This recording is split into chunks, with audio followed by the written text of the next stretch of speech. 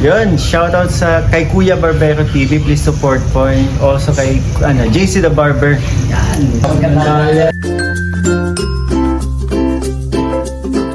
Hello guys, welcome back to my YouTube channel. Siyempre, this is Kuya Barbero TV once again. So sa araw na ito guys, meron na naman tayong pag-uusapan at meron na naman tayong mapagkukwentuhan. Tungkol po ito dun sa mga pangyayari at mga napansin natin sa Team Mikris. Siyempre, alam nyo naman si Kuya Barbero TV is napaka-supportive pagdating sa Team Mikris. At siyempre, kung bakit natin nare-reactionan ito ng madalas, ito yung isa sa nagpapasaya sa atin bilang reactor kasi humahanga tayo dun sa ating mga pinapanood kagaya nila Mikoy at nila Krista. So sa araw na ito guys, meron tayong pag-uusapan.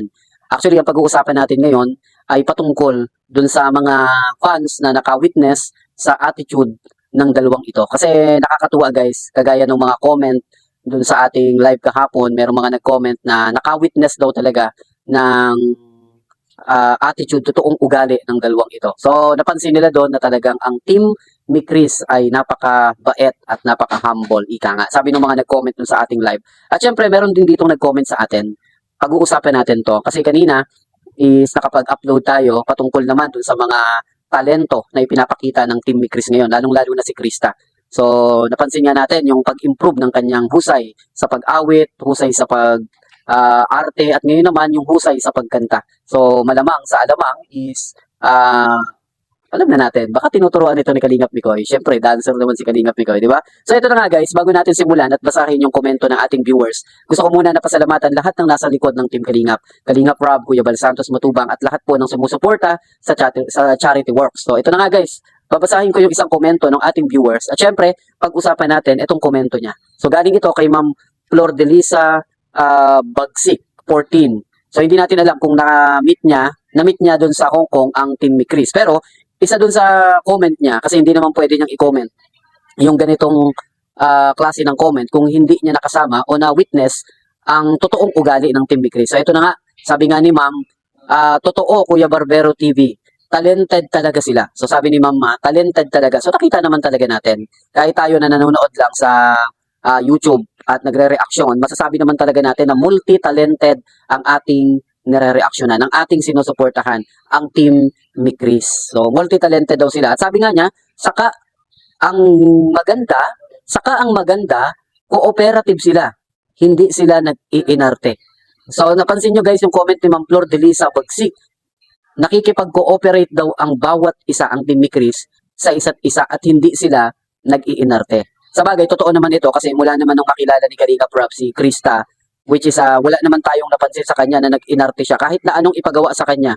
As long as trabaho ito, as long as magbibigay ito ng kasiyahan doon sa mga viewers ng Team Kalingap. So ginagawa yun ni Krista kasi para yun sa kanyang pangarap at para yun sa gusto niyang maabot. Kaya na-witness din ni Ma'am Flor de Lisa, sabi nga ni Ma'am Flor de Lisa maganda, nakikipag-cooperative sila at hindi sila nag-iinarte. Pagdating naman doon sa cooperation ng Team Mikris, so makikita naman natin yun doon. Si Krista naman talaga kahit na anong ibigay na task ni Kalingap Rob, ultimo pag-arte, pag-awit, pagsayaw, hindi niya talaga kinakaartehan yun. Sa bagay, iba yung laki sa hirap at iba talaga yung ikinakayod yung pamilya para lang makaahon sa hirap. Siyempre gagawin niya yung lahat. Kasi para sa kanya, hindi question sa kanya yung mga kaartihan. So, napansin din naman natin yung kay Krista. At yun din yung napansin ng ating viewers, sabi ni Ma'am Flor de Lisa. At sabi nga niya, hindi sila nag-iinarte pag-perform kahit request ng mga kung sino man sa mga nakapaligid.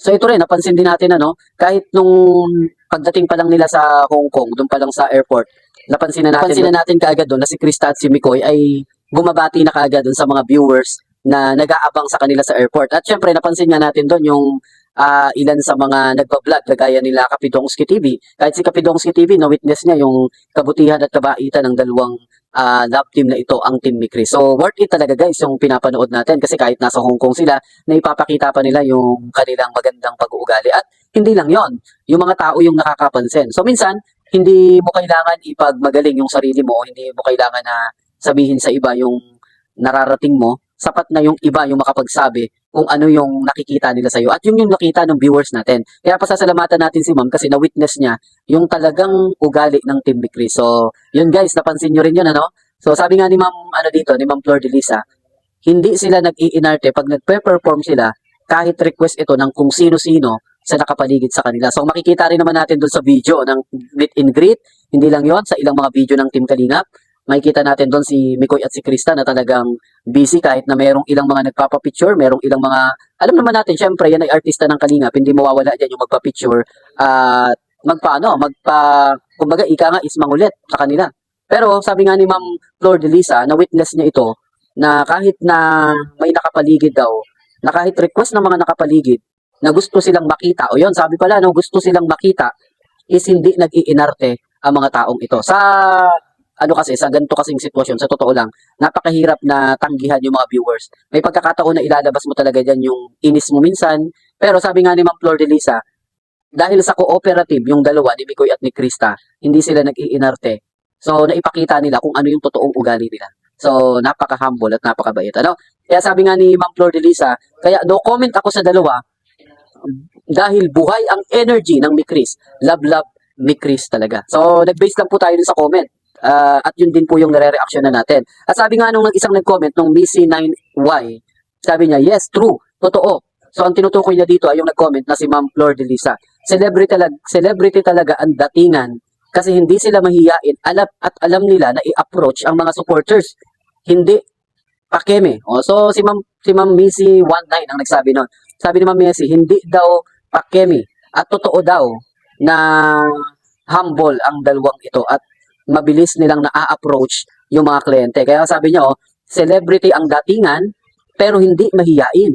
At alam nila kung paano i-approach yung mga supporters. So ito naman yung hinahangaan natin sa dalawang tao na ito, si Mikoy at si Krista. Kasi hindi sila yung tipo na maarte, hindi mahiyain. At ang kagandahan dito, dahil sa madalis nilang ipinapakita yung pagiging kalog nila, yung kung ano yung original na pagkatao nila, ipinapakita nila yung sa social media, mabilis nilang napakikisamahan yung mga tao. At hindi sila nagkakaroon ng parang negative impression sa mga tao kasi nga kung ano yung ugali nila, dinadala talaga nila yun doon. At hindi lang yun, madali silang maging kaibigan ng mga tao kasi lalong-lalo na si Krista, friendly, at ganoon din naman si Kalingap Mikoy. So nag-base lang po tayo dun sa reaction, dun sa comment ng mga viewers natin. At ito lang po yung reaction na natin kasi natutuwa tayo dun sa comment ng ating mga viewers. So pasalamatan po natin yung viewers natin, si Ma'am Flor de Lisa Bagsik, si Ma'am Miss Y9 sa kanilang mga witness nila ang Team Mikris sa Hong Kong na talaga namang mapapasaya pa tayo pagdating ng may upload na ni Kalingap Rob yung part 23. So abangan natin yan guys. Hanggang dito lang muna yung video ni Kuya Barbero TV. At syempre bago natin tapusin yung video ito, gusto ko muna na pasalamatan lahat ng viewers mula sa Team Mikris. So ito na, meron na rin tayong tanong guys. Meron tayong tanong. Yung makakahula nito ay yung makakasagot ng tama at mapipili ko. Ito po ay para dun sa mga nagde-data lamang, yung mga nanonood lang sa pamamagitan ng cellphone na walang internet. Ito po ay para sa inyo.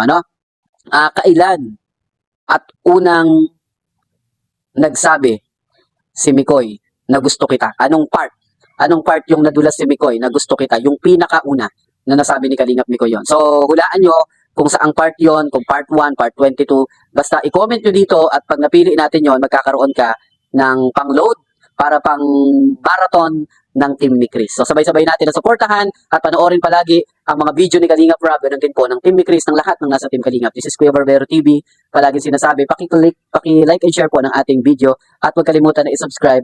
At syempre, huwag kalimutan na suportahan din po ang ating munting YouTube channel. Thank you so much and bye-bye.